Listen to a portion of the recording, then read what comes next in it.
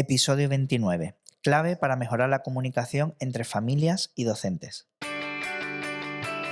Estás escuchando Educa sin rodeos, un podcast donde hablamos de educación de una manera clara y directa. Mi nombre es Javier González y empezamos.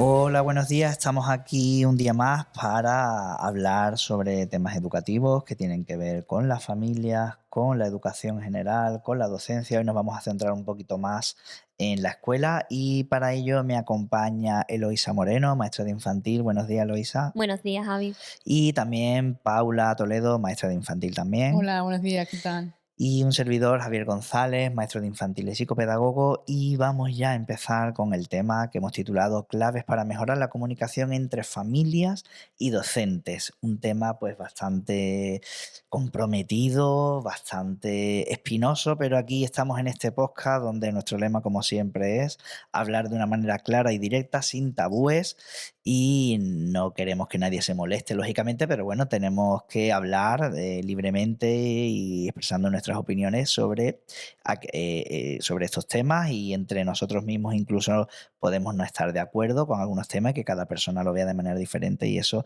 es lo que va a hacer rico este episodio. Así que vamos a empezar. Y vamos a dividir este episodio e iremos saltando entre los dos temas al mismo tiempo, ¿vale? Sobre qué pueden hacer las familias para mejorar esa comunicación con los docentes y qué pueden hacer los docentes para mejorar esa comunicación con las familias. Y a veces estaremos hablando de un lado y a veces de otro, y iremos saltando de uno a otro en función de cómo vayan hablando los temas. Así que vamos allá. ¿Quién quiere iniciar este debate? ¿Por dónde empezamos? Venga. Yo creo que independientemente del lado en el que estemos, es importante que nos hablemos de manera constructiva, clara, pero siempre con una empatía y con un tacto, tanto de la familia al docente, ya que no es lo mismo a lo mejor criar o educar a un solo niño o niña que tener a 20, 22, bueno, cada vez hay menos en las aulas, pero bueno, a la vez, y también desde el lado del docente a la familia, que cada familia al final va a ser un mundo, tiene sus circunstancias y no podemos exigirle ni demandarle lo mismo a una familia que a otra. Ujú. Yo, siguiendo por la línea de mi compañera Paula, también no solo hablar de manera constructiva, sino tener una mentalidad abierta y una predisposición a escuchar a ambas partes, tanto a la familia como los docentes, porque ambos tienen experiencia, tienen opiniones, tienen peticiones o críticas a veces o preocupaciones que ambas partes deben de escuchar, sobre todo de cara al bienestar de los niños y de las niñas. Ujú. Yo quería empezar también lanzando otra idea inicial, y es que a mí me parece que la relación familia y docente, de alguna manera, ya de partida está construida como una relación desigual. ¿Por qué? Porque de alguna manera la familia está depositando su total y mayor confianza en el centro educativo donde vaya, en función de la edad, lógicamente. No es lo mismo primer ciclo de infantil, segundo ciclo de infantil, que primaria, que secundaria, ¿no? Cada uno a su nivel. Pero de alguna manera la familia eh, está dándote toda esa confianza para que eduques, cuides también, ¿no? A tu hijo y a tu hija, ¿no? Entonces, aquí se produce esta relación de desigualdad. ¿Qué podemos pedirle a las familias? Pues que precisamente haya esa confianza. Oye, yo lo dejo a ti, pues entonces confía, ¿no? No estés y estés siempre de alguna manera como a la defensiva, ¿no? Sino que de alguna manera confíes sinceramente, ¿no? En la labor que están haciendo los profesionales, las profesionales que están detrás, ¿no? Pero también, por otro lado, le pediría a los docentes en esta relación en desigualdad, ¿no? Le pediría que tomaran conciencia de la situación vulnerable en la que se encuentran las familias, porque claro, las familias no están presentes, entonces cualquier cosa que le pueda ocurrir a su hijo o a su hija, ya sea provocado por otros compañeros, otras compañeras, porque se ha caído y se ha roto una pierna, o bien porque algún profe o alguna profe, pues desde que le hable de manera incorrecta a los niños o que puedan hacer cualquier otra cosa, coloca precisamente a la familia en una situación de vulnerabilidad. Entonces, la manera en la que se comunican los docentes con la familia tienen que tener en cuenta este punto de partida. Por eso la familia muchas veces está muy sensible y está muy irascible porque de alguna manera está indefensa completamente, ¿no? Sus hijos y sus hijas están completamente indefensos en ese sentido, ¿no? Entonces, pues bueno, sería una cosita, ¿no? Que yo quería comentar. ¿Qué más cositas podemos comentar? Yo creo que por parte, por ejemplo, de la familia, estaría bien lo que hemos comentado antes de que ambos deben tener predisposición a una escucha activa.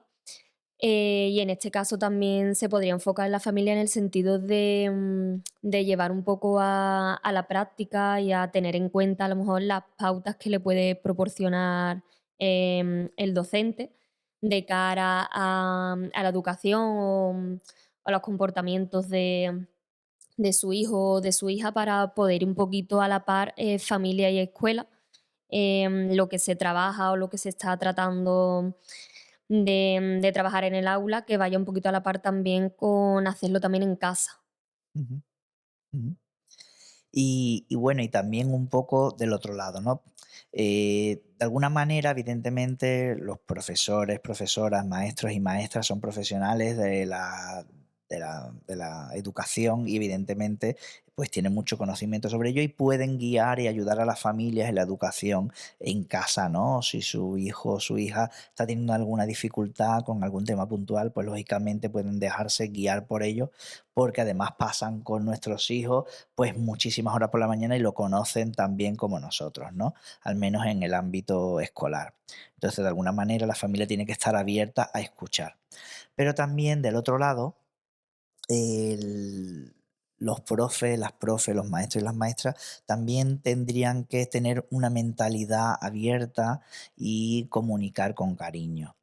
Cuando algún padre o alguna madre comunica a los docentes algo que no le gusta, debería de hacerlo siempre desde el respeto, desde la crítica constructiva, evitar despotricar a los profes, por favor, en los grupos de WhatsApp, porque eso evidentemente no contribuye a nada, sino que empieza a desarrollarse ahí una nube tóxica, ¿no? De las familias contra el profe, contra la profe, que no lleva a nada positivo, ¿no? Entonces, de alguna manera siempre había que hacerlo de una manera pues muy constructiva, ¿no?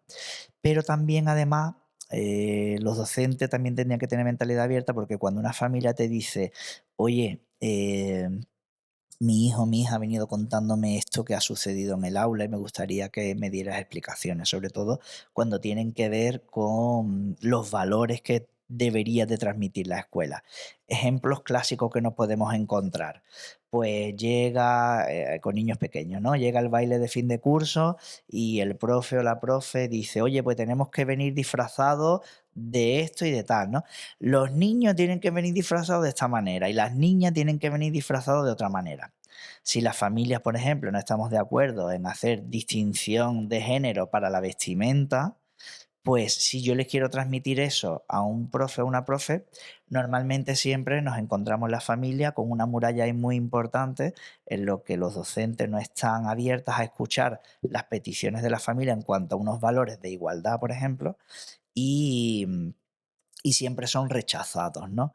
Entonces, de alguna manera sabemos que es complicado porque ningún profe quiere escuchar algo que le diga una familia sobre su acción educativa, pero también tienen que entender que la familia tampoco queremos escuchar que los profes nos digan cosas sobre nuestra acción educativa. Entonces, en ambos lados, en ambos mundos, tendríamos que tener mentalidad abierta, críticas constructivas y hablar siempre con mucho cariño, porque también me han tocado bastante de cerca experiencias en el instituto, por ejemplo, que profesores han sentado a las familias de determinados niños y le han dicho, su hijo no vale para nada, no va a hacer nada en la vida y por favor que deje los estudios, que deje de dar coñazo aquí, que deje de molestar y que no va a valer para nada y es un desecho social, básicamente, ¿no?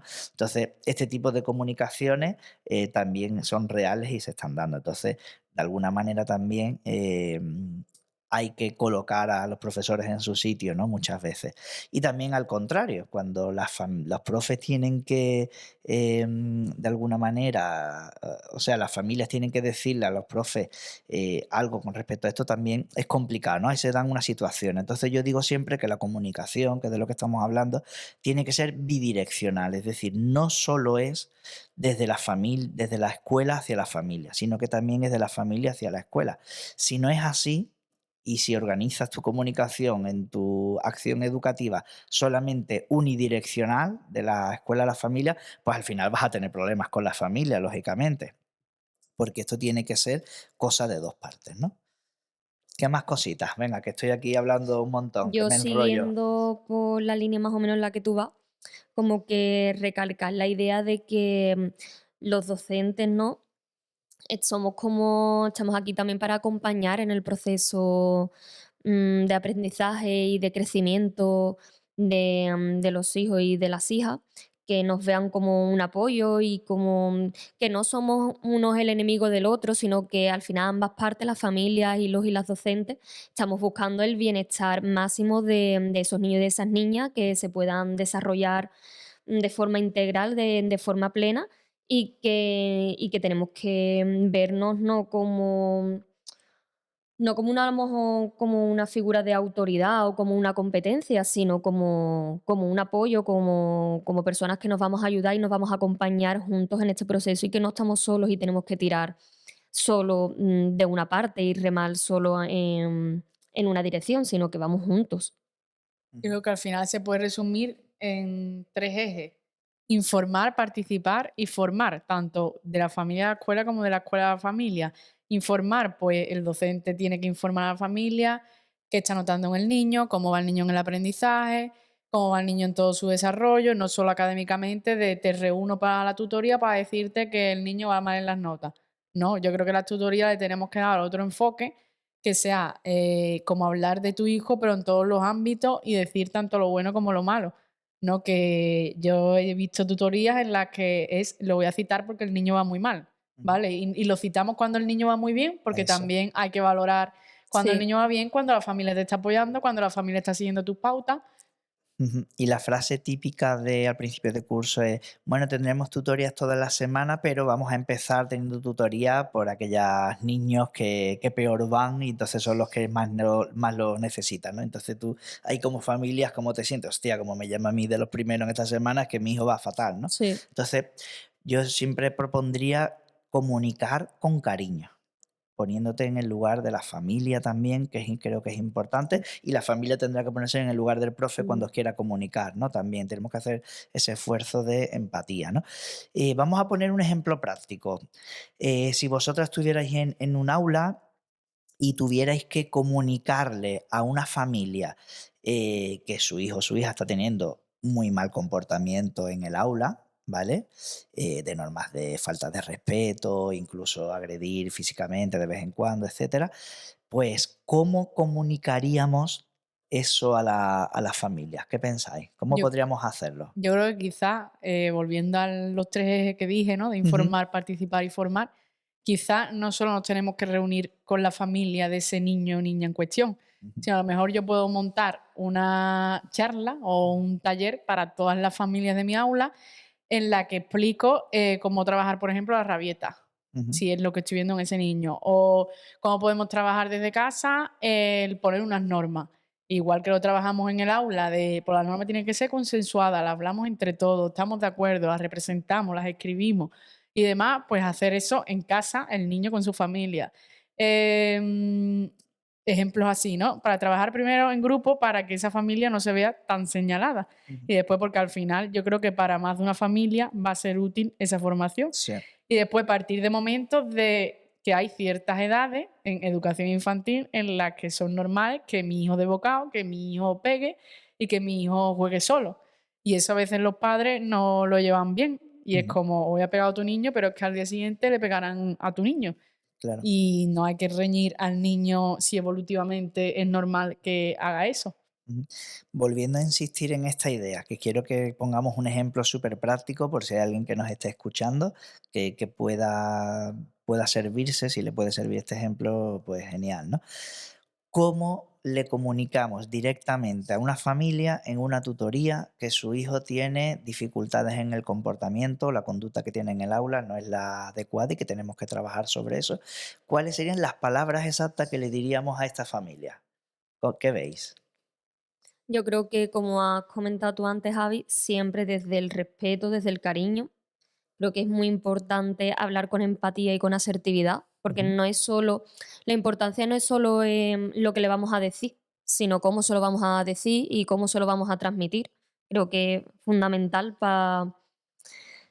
para que la familia pueda recibir esa información y estar más predispuesta y más abierta a escuchar y a intervenir y a participar, porque al final lo que hemos dicho antes, somos un apoyo, somos un acompañamiento y estamos haciendo piña y estamos haciendo equipo, sobre todo por el bienestar de ese niño y de esa niña.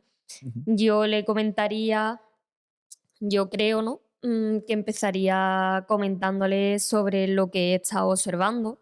ujú, Le comentaría no solo las cosas malas, entre comillas, sino resaltaría los puntos fuertes de sus hijos y de sus hijas, no solo la parte negativa, por así decirlo.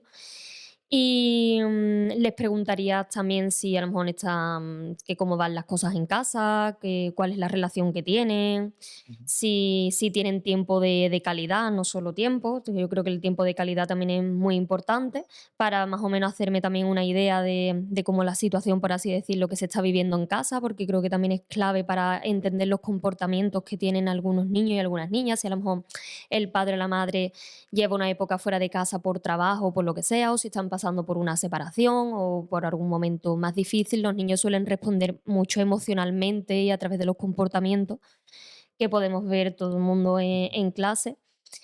Y a raíz de ahí iría tirando y tirando hasta llega un momento en el comentarle cómo se está comportando en clase y preguntarle también que cómo se comporta en casa para ver si esto es algo puntual que solo pasa en clase Ujú. o que sí también está pasando en casa por esos mismos momentos que pasa Ujú. aquí.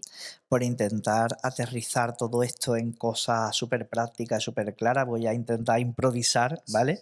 ¿Cómo afrontaría yo esto, por ejemplo? Cogería, citaría a la familia en cuestión a una tutoría o a charlar después de las clases, si tiene tiempo, o si el niño no va a comedor, etcétera, ¿no? Si podemos hablar después de clase o si no, a una tutoría formal y le diría que me gustaría hablar sobre la marcha de su hijo, tal día, tal y cual. Cuando venga esa familia, lo primero que haría sería crear un clima agradable, ¿no? Para crear ese clima agradable podríamos empezar: oye, muchas gracias por venir, ¿qué tal estáis? ¿Cómo va la cosa? ¿Cómo os encontráis? ¿Vale? Para ir crear tal.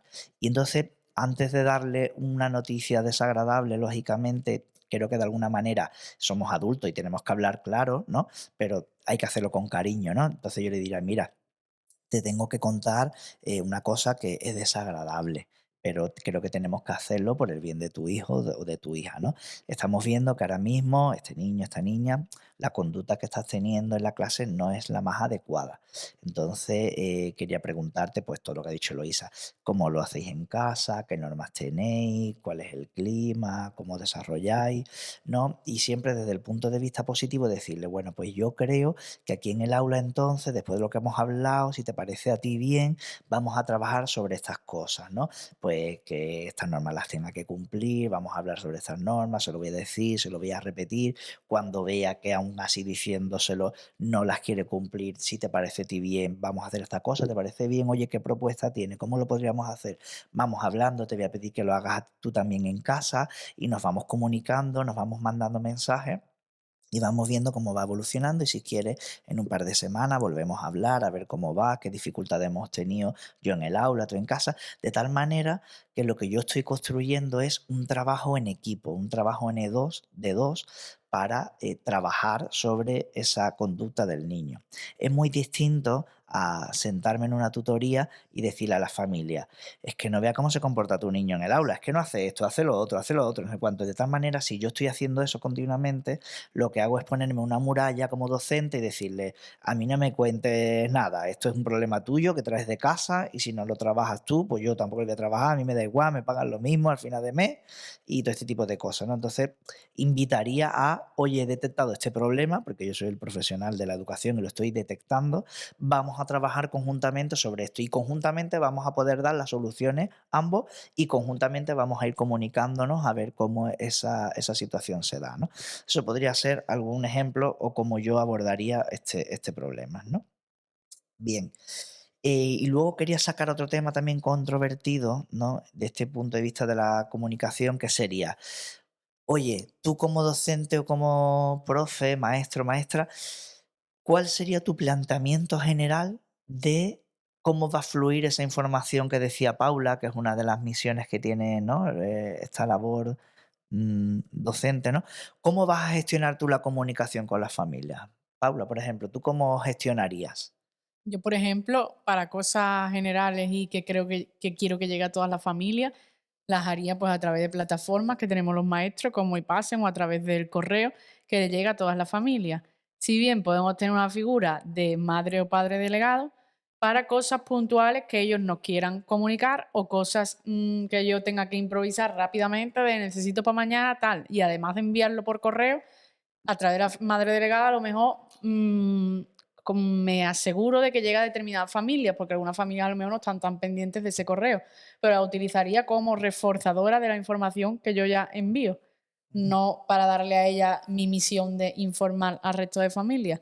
Más que nada porque también estaríamos utilizando a una persona como intermediaria y se pueden malinterpretar las informaciones, que he vivido un caso en el que ha pasado eso, de que la maestra decía A, se lo dice a la madre delegada y ya a los padres y las madres no le llega ese mensaje. Claro. Ujú. Sí, yo sacaba esto encima de la mesa porque no sé si de algunos años para acá se ha malinterpretado a lo mejor esa figura de familia delegada en la que los maestros y las maestras delegan toda su acción de comunicación con la familia a través de esa familia delegada, ¿no? Entonces, claro, si por ejemplo, si tengo que comunicar, oye, que para el mes que viene vamos a hacer la fiesta de no sé qué, hay que traer tal cosa.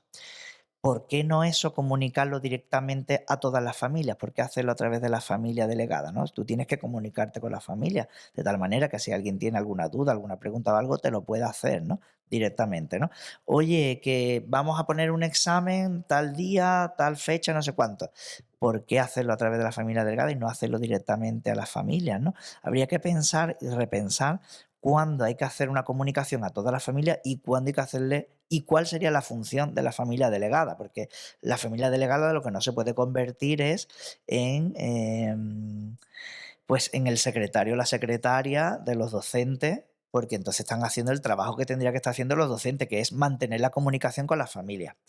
Si tú como docente continuamente delegas la comunicación de que tú tienes que hacer como maestro, como maestra, en la familia delegada, pues ya te digo yo qué es lo que va a pasar, que con la familia delegada vas a tener una relación muy buena, ¿por qué? Porque tienes comunicación constante, pero con el resto de familias vas a tener una relación muy mala porque no te estás comunicando con ellas, ni ellas contigo, con lo cual ahí estás poniendo barreras para mantenerte alejado de las familias, como si la familia fuera mala o como si tú tuvieras miedo en acercarte a la familia. Entonces, ¿esto qué es lo que pasa? ¿Qué es lo que provoca? Rechazo en las familias hacia el profe o hacia la profe, porque evidentemente no tenemos comunicación, no la conozco, no me dice, no hablamos, ¿no? Entonces, y la familia dirá, pues conmigo es estupendo, claro, porque es que tú estás en comunicación constante, ¿no? Entonces, yo creo que habría que cuidar un poco eso, ¿no? A ver de qué manera podemos encontrar en la que las maestros y las maestras se puedan comunicar fluidamente con las familias, ¿no? En este caso, para que haya un mejor clima, ¿no? Y en este sentido, yo cuento una experiencia que a mí me gusta mucho también, que es que cuando yo trabajaba en el primer ciclo de infantil, hacíamos todos los años lo que llamábamos un día en la escuela. Un día en la escuela es que la familia viene a pasar un día completo en la escuela. ¿Qué ocurre con esa actividad? Que todas las familias ven desde por la mañana hasta que se van la tremenda labor que hacen los docentes y es muy importante que ellos lo vean de primera mano, porque es que el cole tiene las puertas cerradas, los muros altos, no vemos nada, nos tenemos que imaginar, suponer e interpretar muchas cosas de las que pasan. Y lo que necesitamos es estar dentro, sobre todo, y ya no quiero decir nada de los coles públicos, de los que todos con nuestros impuestos pagamos y contribuimos a que eso funcione. Tendríamos que tener el derecho de entrar en el cole cada vez que nos apetezca y estar en el aula ahí con mi hijo a ver qué es lo que se está haciendo, ¿no? Esto después se puede malinterpretar, lógicamente, no, ahora 40, 50 familias dentro del aula y no, hombre, podemos organizarlo de otra manera, ¿no? Porque lo que queremos es estar ahí. Cuando tú le abres la puerta a todo el mundo y todo el mundo que quiera participa, ya todo el mundo se relaja y ya si no quiere ir nadie ahí todos los días, si nadie quiere estar todos los días haciendo la labor del maestro, pero es muy importante abrir la puerta para que quien quiera la cruce y ya después no va a volver, pero necesita ver qué es lo que está sucediendo ahí, porque solo lo que nos llega es lo que pueden contar los niños y lo que nos cuenta la familia delegada, no lo que nosotros podemos ver, ¿no? Entonces yo animo aquí a los docentes a que abre las puertas a las familias a la participación, ¿no? Y a esa comunicación. Pero ojo, la participación de la familia no solo es, y tenéis que hacer en casa la paloma de la paz para no sé cuánto. No, eso no es participación de la familia, eso es tarea para la familia, pero no es participación. Hacer a la familia partícipe es otra cosa. Es crear espacios de participación para las familias dentro del aula. Y eso, pues, dudo que se esté haciendo en muchos sitios, ¿no? Bueno, pues creo que hemos tocado todos los temas, ¿no?, que teníamos por aquí. No sé si alguien quiere añadir algo más que se haya quedado. Yo creo que no, que al final nos tenemos que visualizar como con una cita que yo leí de imaginamos que vamos en un barco con una tormenta y llevamos a nuestros niños dentro, ¿no? Y la familia va remando para adelante y los profesores van remando para atrás. Eso no va a llegar a buen puerto. Entonces, que hagamos todo lo posible, tanto docentes como la familia, pues para todo lo que hemos dicho, ¿no? Para hablarnos de manera constructiva, con cariño, con respeto y siempre desde la empatía de la figura o el papel del otro adulto. No es fácil ser padre y madre y tampoco es fácil ser docente de 20 niños a la vez. Entonces, el esfuerzo de entendernos, yo creo que con entendimiento y cariño, todo iría mucho mejor. Esto ha sido todo por hoy y si necesitas más información visita nuestra web aefam.org donde encontrarás cursos online, talleres presenciales, así como asesoramientos educativos personalizados. Y recuerda, no estás solo, no estás sola, nosotros te acompañamos.